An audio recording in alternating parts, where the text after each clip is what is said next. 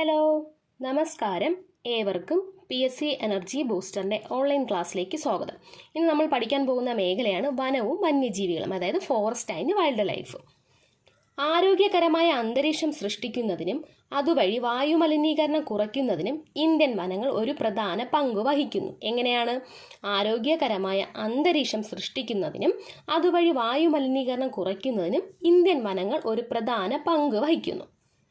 ദേശീയ വനനയപ്രകാരം രാജ്യത്തിൻ്റെ മൊത്തം ഭൂവിസ്തൃതിയുടെ 33% വനമായിരിക്കണമെന്ന് നിഷ്കർഷിച്ചിരിക്കുന്നു. അപ്പം എങ്ങനെയാ? ദേശീയ വനനയപ്രകാരം രാജ്യത്തിൻ്റെ മൊത്തം ഭൂവിസ്തൃതിയുടെ എത്ര ശതമാനമാണ്? 33% വനമായിരിക്കണമെന്ന് എന്ത് ചെയ്തിരിക്കുന്നു? നിഷ്കർഷിച്ചിരിക്കുന്നു. ഇന്ത്യയുടെ മൊത്തം കരഭാഗത്തിൻ്റെ 24.56% വനമാണ്. അപ്പം ഇന്ത്യയുടെ മൊത്തം കരഭാഗത്തിൻ്റെ എത്ര ശതമാനമാണ് വനം? 24.56%. ഇന്ത്യൻ വനശാസ്ത്രത്തിൻ്റെ പിതാവാണ് ഡ്രിഡ്രിച്ച് ബ്രാൻഡിസ്. അപ്പോൾ ആരാണ് ഇന്ത്യൻ വനശാസ്ത്രത്തിൻ്റെ പിതാവ്? ഡ്രിഡ്രിച്ച് ബ്രാൻഡിസ്.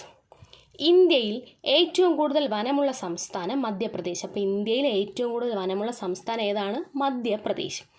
ഇന്ത്യയിൽ ഏറ്റവും കൂടുതൽ വനമുള്ള രണ്ടാമത്തെ സംസ്ഥാനമാണ് അരുണാചൽ പ്രദേശ്. അപ്പോൾ ഇന്ത്യയിൽ ഏറ്റവും കൂടുതൽ വനമുള്ള രണ്ടാമത്തെ സംസ്ഥാനമാണ് അരുണാചൽ പ്രദേശ്. ഇന്ത്യയിൽ ഏറ്റവും കുറവ് വനമുള്ള സംസ്ഥാനം ഹരിയാന. അപ്പോൾ ഇന്ത്യയിൽ ഏറ്റവും കുറവ് വനമുള്ള സംസ്ഥാനം ഏതാണ്? ഹരിയാന. കണ്ടൽക്കാടുകൾ ഏറ്റവും കൂടുതലുള്ള ഇന്ത്യൻ സംസ്ഥാനം പശ്ചിമ ബംഗാൾ. അപ്പോൾ കണ്ടൽക്കാടുകൾ ഏറ്റവും കൂടുതലുള്ള ഇന്ത്യൻ സംസ്ഥാനമാണ് പശ്ചിമ ബംഗാൾ. അടുത്തത്, സ്ഥിതി ചെയ്യുന്ന പ്രദേശത്തിൻ്റെ അടിസ്ഥാനത്തിൽ ഇന്ത്യൻ വനങ്ങളെ തരംതിരിച്ചിരിക്കുന്നത് നമുക്ക് നോക്കാം. ഉഷ്ണമേഖല നിത്യഹരിത വനങ്ങൾ അല്ലെങ്കിൽ ഉഷ്ണമേഖല അർദ്ധനിത്യഹരിത വനങ്ങൾ. ശ്രദ്ധിച്ചോ, ഉഷ്ണമേഖല നിത്യഹരിത വനങ്ങൾ അല്ലെങ്കിൽ ഉഷ്ണമേഖല അർദ്ധനിത്യഹരിത വനങ്ങൾ. ഉഷ്ണമേഖല ഇലപൊഴിയും വനങ്ങൾ. അപ്പോൾ എന്താണ് ഉഷ്ണമേഖല ഇലപൊഴിയും വനങ്ങൾ? ഉഷ്ണമേഖല മുൾക്കാടുകൾ. ഉഷ്ണമേഖല മുൾക്കാടുകൾ. പർവ്വത വനങ്ങൾ, സമുദ്രതീര വനങ്ങൾ, ചതുപ്പ് വനങ്ങൾ, കണ്ടൽക്കാടുകൾ. ഓക്കെ, ഒന്നുകൂടെ പറയാം. ഉഷ്ണമേഖല നിത്യഹരിത വനങ്ങൾ അല്ലെങ്കിൽ ഉഷ്ണമേഖല അർദ്ധനിത്യഹരിത വനങ്ങൾ, ഉഷ്ണമേഖല ഇലപൊഴിയും വനങ്ങൾ, ഉഷ്ണമേഖല മുൾക്കാടുകൾ, പർവ്വത വനങ്ങൾ, സമുദ്രതീര വനങ്ങൾ, ചതുപ്പ് വനങ്ങൾ, കണ്ടൽക്കാടുകൾ. ഓക്കെ അല്ലേ? അപ്പോൾ സ്ഥിതി ചെയ്യുന്ന പ്രദേശത്തിൻ്റെ അടിസ്ഥാനത്തിൽ ഇന്ത്യൻ വനങ്ങളെ തരംതിരിച്ചിരിക്കുന്നതാണ്. അടുത്തത് നമുക്ക് നോക്കാനുള്ള കാലാവസ്ഥയുടെയും ഉയരത്തിൻ്റെയും അടിസ്ഥാനത്തിൽ ഇന്ത്യൻ വനങ്ങളെ തരംതിരിച്ചിരിക്കുന്നത്. മാറിപ്പോകരുത്. കാലാവസ്ഥയുടെയും ഉയരത്തിൻ്റെയും അടിസ്ഥാനത്തിൽ ഇന്ത്യൻ വനങ്ങളെ തരംതിരിച്ചിരിക്കുന്നത്. അപ്പം ഈർപ്പമുള്ള ഉഷ്ണമേഖലാ വനം. അപ്പം എന്താണ് ഈർപ്പമുള്ള ഉഷ്ണമേഖലാ വനം? വരണ്ട ഉഷ്ണമേഖലാ വനം. എന്താണ് വരണ്ട ഉഷ്ണമേഖലാ വനം? പർവ്വത മിതോഷ്ണ വനങ്ങൾ. അപ്പം പർവ്വത മിത ശീതോഷ്ണ വനങ്ങൾ, പർവ്വത ഉപോഷ്ണ വനങ്ങൾ. അപ്പോൾ പർവ്വത ഉപോഷ്ണ വനങ്ങൾ, ആൽപൈൻ വനങ്ങൾ, ആൽപൈൻ വനങ്ങൾ. അപ്പോൾ ഒന്നും കൂടെ, ഈർപ്പമുള്ള ഉഷ്ണമേഖലാ വനം. എന്താണ് ഈർപ്പമുള്ള ഉഷ്ണമേഖലാ വനം? വരണ്ട ഉഷ്ണമേഖലാ വനം. എന്താണ് വരണ്ട ഉഷ്ണമേഖലാ വനം? പർവ്വത മിത ശീതോഷ്ണ വനങ്ങൾ. അപ്പോൾ പർവ്വത മിത ശീതോഷ്ണ വനങ്ങൾ, പർവ്വത ഉപോഷ്ണ വനങ്ങൾ, ആൽപൈൻ വനങ്ങൾ. അപ്പോൾ സ്ഥിതി ചെയ്യുന്ന പ്രദേശത്തിൻ്റെ അടിസ്ഥാനത്തിൽ ഇന്ത്യൻ വനങ്ങളെ തരംതിരിച്ചിരിക്കുന്നത് ഏതാണ്? പ്രദേശത്തിൻ്റെ അടിസ്ഥാനത്തിൽ ഏതൊക്കെയായിരുന്നു? കൺഫ്യൂഷൻ ആവരുത്. ഒന്ന് പ്രദേശത്തിൻ്റെ അടിസ്ഥാനത്തിലും ഒന്ന് ഉയരത്തിൻ്റെ അടിസ്ഥാനത്തിലുമാണ്. പ്രദേശത്തിൻ്റെ അടിസ്ഥാനത്തിൽ നമ്മൾ എന്താ പഠിച്ചത്? ഉഷ്ണമേഖല നിത്യഹരിത വനങ്ങൾ, ഉഷ്ണമേഖല അർദ്ധനിത്യഹരിത വനങ്ങൾ, ഉഷ്ണമേഖല ഇലപൊഴിയും വനങ്ങൾ, പർവ്വത വനങ്ങൾ, സമുദ്രതീര വനങ്ങൾ, ചതുപ്പ് വനങ്ങൾ, കണ്ടൽക്കാടുകൾ. എന്നാൽ കാലാവസ്ഥയുടെയും ഉയരത്തിൻ്റെയും അടിസ്ഥാനത്തിൽ ഇന്ത്യൻ വനങ്ങൾ എങ്ങനെയാണ് തരംതിരിച്ചിരിക്കുന്നത്? ഈർപ്പമുള്ള ഉഷ്ണമേഖലാ വനം, വരണ്ട ഉഷ്ണമേഖലാ വനം, പർവ്വത മിത ശീതോഷ്ണ വനങ്ങൾ, പർവ്വത ഉപോഷ്ണ വനങ്ങൾ, ആൽപൈൻ വനങ്ങൾ. ഓക്കെ അല്ലേ? അടുത്തത്, ഇന്ത്യയിലെ വനങ്ങളുടെ നിലവിലെ സ്ഥിതി. സ്റ്റേറ്റ് ഓഫ് ഫോറസ്റ്റ് റിപ്പോർട്ട് പ്രസിദ്ധീകരിക്കുന്നത് ഫോറസ്റ്റ് സർവേ ഓഫ് ഇന്ത്യ. അപ്പോൾ സ്റ്റേറ്റ് ഓഫ് ഫോറസ്റ്റ് റിപ്പോർട്ട് പ്രസിദ്ധീകരിക്കുന്നത് ആരാണ്? ഫോറസ്റ്റ് സർവേ ഓഫ് ഇന്ത്യയാണ്. ഫോറസ്റ്റ് സർവേ ഓഫ് ഇന്ത്യ ഏത് മന്ത്രാലയത്തിന് കീഴിൽ പ്രവർത്തിക്കുന്നു എന്ന് ചോദിച്ചു കഴിഞ്ഞാൽ ministry of environment, forest and climate change. അപ്പോൾ എന്തിൻ്റെ കീഴിലാണ് പ്രവർത്തിക്കുന്നത് forest survey of India? Ministry of environment, forest and climate change. Forest survey of ഇന്ത്യയുടെ ആസ്ഥാനം. അപ്പോൾ ഫോറസ്റ്റ് സർവേ ഓഫ് ഇന്ത്യയുടെ ആസ്ഥാനം എവിടെയാണ്? ഡെറാഡൂൺ. ഒന്നുകൂടെ പറയാം. ഫോറസ്റ്റ് സർവേ ഓഫ് ഇന്ത്യയുടെ ആസ്ഥാനം എവിടെയാണ്? Dehradun. Forest survey of India ഓരോ 2 വർഷത്തിലും ഇന്ത്യൻ സ്റ്റേറ്റ് ഫോറസ്റ്റ് റിപ്പോർട്ട്, അതായത് ISFR പ്രസിദ്ധീകരിക്കുന്നു. അപ്പോൾ എങ്ങനെയാണ്? ഫോറസ്റ്റ് സർവേ ഓഫ് ഇന്ത്യ ഓരോ 2 വർഷത്തിലും ഇന്ത്യ സ്റ്റേറ്റ് ഫോറസ്റ്റ് റിപ്പോർട്ട് എന്ത് ചെയ്യുന്നു? പ്രസിദ്ധീകരിക്കുന്നു. ആദ്യമായി ഫോറസ്റ്റ് സർവേ ഓഫ് ഇന്ത്യ അഥവാ ഫോറസ്റ്റ് റിപ്പോർട്ട് പ്രസിദ്ധീകരിച്ചത് 1987. വർഷം ശ്രദ്ധിച്ചോ? ആദ്യമായി ഫോറസ്റ്റ് സർവേ ഓഫ് ഇന്ത്യ അഥവാ ഇത് ഫോറസ്റ്റ് റിപ്പോർട്ട് പ്രസിദ്ധീകരിച്ചത് 1987. 2021 ഫോറസ്റ്റ് സർവേ റിപ്പോർട്ട് പ്രകാരം രാജ്യത്തെ ആകെ വനവിസ്തൃതി 71,3789 സ്ക്വയർ കിലോമീറ്ററാണ്. അപ്പോൾ ഒന്നുകൂടെ പറയാം. 2021 ഫോറസ്റ്റ് സർവേ റിപ്പോർട്ട് പ്രകാരം രാജ്യത്തെ ആകെ വനവിസ്തൃതി 71,3789 സ്ക്വയർ കിലോമീറ്ററാണ്. അതായത് രാജ്യത്തിൻ്റെ ഭൂമിശാസ്ത്രപരമായ വിസ്തൃതിയുടെ 21.71%. അപ്പോൾ രാജ്യത്തിൻ്റെ ഭൂമിശാസ്ത്രപരമായ വിസ്തൃതിയുടെ 21.71%. 2019 റിപ്പോർട്ടിനെ അപേക്ഷിച്ച് 2021 റിപ്പോർട്ട് പ്രകാരം രാജ്യത്തെ വനവിസ്തൃതിയിലുണ്ടായ വർധനവാണ് 2261 സ്ക്വയർ കിലോമീറ്റർ. അതായത് മരവും വനവും ഉൾപ്പെടെയുള്ള വർധനവാണ്. അപ്പോൾ 2019 റിപ്പോർട്ടിനെ അപേക്ഷിച്ച് 2021 റിപ്പോർട്ട് പ്രകാരം രാജ്യത്തെ വനത്തിലുണ്ടായ വർധനവ് 2261 സ്ക്വയർ കിലോമീറ്റർ. അടുത്ത വന്യജീവികൾ. Wild life.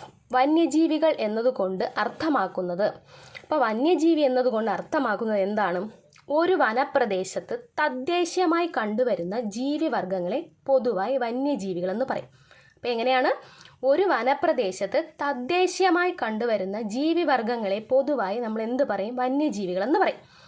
വന്യജീവികളുടെ പാരിസ്ഥിതിക പ്രാധാന്യം എന്ന് പറയുന്നത് ഭക്ഷ്യശൃംഖലയുടെ സന്തുലനം. അപ്പോൾ വന്യജീവികളുടെ പാരിസ്ഥിതിക പ്രാധാന്യം എന്ന് പറയുന്നത് ഭക്ഷ്യശൃംഖലയുടെ സന്തുലനം. വന്യജീവി സംരക്ഷണം എന്നതുകൊണ്ട് അർത്ഥമാക്കുന്നത് വന്യമൃഗങ്ങളെയും മറ്റ് ജീവജാലങ്ങളെയും അവയുടെ ആവാസ വ്യവസ്ഥയും സംരക്ഷിക്കുന്ന രീതിയാണ് വന്യജീവി സംരക്ഷണം. അപ്പോൾ എന്താണ് വന്യജീവി സംരക്ഷണം എന്നുകൊണ്ട് അർത്ഥമാക്കുന്നത്? വന്യമൃഗങ്ങളെയും മറ്റ് ജീവജാലങ്ങളെയും അവയുടെ ആവാസ വ്യവസ്ഥയും സംരക്ഷിക്കുന്ന രീതിയാണ് വന്യജീവി സംരക്ഷണം എന്ന് പറയുന്നത്. അതായത് ഈ വന്യജീവികളോടൊപ്പം അവർ താമസിക്കുന്ന സ്ഥലവും നമ്മൾ എന്ത് ചെയ്യണം? സംരക്ഷിക്കണം. വന്യജീവികളുടെ നിലനിൽപ്പിനെയും ആവാസ വ്യവസ്ഥയെയും അപായത്തിലാക്കുന്നത് മറ്റു ഭാഗങ്ങളിൽ നിന്നുള്ള ആക്രമണം. അപ്പോൾ എന്തൊക്കെ കാരണം കൊണ്ടാണ് വന്യജീവികളുടെ നിലനിൽപ്പും ആവാസ വ്യവസ്ഥയും അപായത്തിലാകുന്നതിനുള്ള കാരണം? മറ്റു ഭാഗങ്ങളിൽ നിന്നുള്ള ആക്രമണാത്മക ജീവികളുടെ കടന്നുകയറ്റം. അതായത് മറ്റു ഭാഗങ്ങളിലൊക്കെ നിന്ന് എന്ത് ചെയ്യണം? മൃഗങ്ങളൊക്കെ കടന്നു കയറി ഉപദ്രവിക്കുന്നു. അപ്പം അങ്ങനെയുള്ള ആ ഒരു കാരണം കൊണ്ടും, പിന്നെന്താ? കാലാവസ്ഥാ വ്യതിയാനം. നമുക്കുണ്ടാകുന്ന കാലാവസ്ഥയുടെ വ്യതിയാനം, മലിനീകരണം, വേട്ടയാടൽ, മത്സ്യബന്ധനം. അപ്പം എന്തൊക്കെ കാരണം കൊണ്ടാണ്? മറ്റു ഭാഗങ്ങളിൽ നിന്നുള്ള ആക്രമണാത്മക ജീവികളുടെ കടന്നുകയറ്റം, കാലാവസ്ഥാ വ്യതിയാനം, മലിനീകരണം, വേട്ടയാടൽ, മത്സ്യബന്ധനം. ആഗോളതലത്തിൽ വന്യജീവികളെയും മൃഗ ആവാസ വ്യവസ്ഥയെയും സംരക്ഷിക്കുന്ന സംഘടനകളാണ് വേൾഡ് വൈൽഡ് ഫണ്ട്. എന്താണ്? World wild fund, conservation international. അപ്പോൾ എന്താണ്? Conservation international, wild life conservation society. ഇപ്പോൾ എന്തൊക്കെയാണ് ആഗോളതലത്തിൽ വന്യജീവികളെയും മൃഗങ്ങളുടെയും ആവാസ വ്യവസ്ഥയെ സംരക്ഷിക്കുന്ന സംഘടനകൾ? World wild fund, conservation international, wild life conservation society. Okay അല്ലേ? യുണൈറ്റഡ് സ്റ്റേറ്റ് ഓഫ് അമേരിക്കയിൽ എൻഡേഞ്ചേർഡ് സ്പീഷ്യസ് ആക്ട്, അതായത് ESA പാസ്സാക്കിയ വർഷമാണ് 1973. യുണൈറ്റഡ് സ്റ്റേറ്റ്സ് ഓഫ് അമേരിക്കയിൽ എൻഡേഞ്ചേർഡ് സ്പീഷ്യസ് ആക്ട് പാസ്സാക്കിയ വർഷം 1973. നോക്കിക്കോ. അടുത്ത് ഇന്ത്യൻ വന നിയമം. അപ്പോൾ ഇന്ത്യൻ വന നിയമം നിലവിൽ വന്നതെന്നാണ്? 1927. അപ്പോൾ ഇന്ത്യൻ വന നിയമം നിലവിൽ വന്നത് 1927. ബ്രിട്ടീഷ് ഇന്ത്യയിൽ വനങ്ങളുടെ നിയന്ത്രണം സംബന്ധിച്ച് നിലവിൽ വന്ന സുപ്രധാന നിയമമാണ് ഇന്ത്യൻ ഫോറസ്റ്റ് ആക്ട് 1878. നോക്കിക്കോ. ബ്രിട്ടീഷ് ഇന്ത്യയിൽ വനങ്ങളുടെ നിയന്ത്രണം സംബന്ധിച്ച് നിലവിൽ വന്ന സുപ്രധാന നിയമമാണ് Indian forest act 1878. 1927 Indian forest ആക്ടിലെ അധ്യായങ്ങൾ 13. നോക്കിക്കോ. 1927 ഇന്ത്യൻ ഫോറസ്റ്റ് ആക്ടിലെ അധ്യായങ്ങൾ എത്രയാണ്? 13. 1927 ഇന്ത്യൻ ഫോറസ്റ്റ് ആക്ടിലെ സെക്ഷനുകൾ 85. അപ്പോൾ അധ്യായങ്ങൾ 13, സെക്ഷനുകൾ എത്രയാണ്? 85. നിയമം നിലവിൽ വന്നത് എന്നാണ്? ആക്ട് പാസ്സായത് അതായത് 1878. ആരംഭത്തിൽ 86 സെക്ഷനുകൾ ഉണ്ടായിരുന്നു. 1947 ഭേദഗതി പ്രകാരം സെക്ഷൻ 86 നീക്കം ചെയ്തപ്പം ശ്രദ്ധിച്ചോ ഒന്നുകൂടെ. ആരംഭത്തിൽ എത്ര സെക്ഷൻ ഉണ്ടായിരുന്നു? 86 സെക്ഷനുകൾ ഉണ്ടായിരുന്നു. അപ്പോൾ 1947 ഭേദഗതി പ്രകാരം, അപ്പോൾ ഏത് വർഷമാണ് ആ ഭേദഗതി ചെയ്തത്? 1947 ഭേദഗതി പ്രകാരം സെക്ഷൻ 86 നീക്കം ചെയ്തു. അപ്പോൾ സെക്ഷൻ 86 ഏത് വർഷമാണ് നീക്കം ചെയ്തത്? 1947. അപ്പോൾ ഇപ്പോൾ എത്രയാണോ ഉള്ളത്? 85. ഇന്ത്യൻ വന നിയമം 1927 പ്രകാരം വനങ്ങളെ തിരിച്ചിരിക്കുന്നത് reserve forest, protected forest, village forest. അപ്പോൾ ഇന്ത്യൻ വന നിയമപ്രകാരം, അതായത് ഇന്ത്യൻ വന നിയമം 1927 പ്രകാരം വനങ്ങളെ തിരിച്ചിരിക്കുന്നത് reserve forest, protected forest, village forest. അപ്പോൾ ഇന്ത്യൻ വന നിയമം ഒന്നും കൂടെ പറയാം. ഇന്ത്യൻ വന നിയമം 1927. ബ്രിട്ടീഷ് ഇന്ത്യയിൽ വനങ്ങളുടെ നിയന്ത്രണം സംബന്ധിച്ച് നിലവിൽ വന്ന സുപ്രധാന നിയമമാണ് Indian forest act 1878. 1927 Indian forest ആക്ടിലെ അധ്യായങ്ങൾ 13. 1927 ഇന്ത്യൻ ഫോറസ്റ്റ് ആക്ടിലെ സെക്ഷനുകൾ 85. ആരംഭത്തിൽ എത്ര സെക്ഷൻ ഉണ്ടായിരുന്നു? 86 സെക്ഷനുകൾ ഉണ്ടായിരുന്നു. 1947 ഭേദഗതി പ്രകാരമാണ് സെക്ഷൻ 86 എന്ത് ചെയ്തത്? നീക്കം ചെയ്തത്. ഇന്ത്യൻ വന നിയമപ്രകാരം, അതായത് ഇന്ത്യൻ വന നിയമം 1927 പ്രകാരം വനങ്ങളെ തിരിച്ചിരിക്കുന്നത് റിസർവ് ഫോറസ്റ്റ്, പിന്നെ എന്താണ്? Protect forest, village forest. Okay അല്ലേ? അപ്പോൾ ഇന്നത്തെ ക്ലാസ് എല്ലാവർക്കും ഇഷ്ടപ്പെട്ടു എന്ന് വിചാരിക്കുന്നു. അടുത്ത് നമുക്ക് ഇതിൻ്റെ കണ്ടിന്യൂഷൻ ക്ലാസ് അടുത്ത് പഠിക്കാം. അപ്പോൾ താങ്ക് യു ഫോർ വാച്ചിങ്.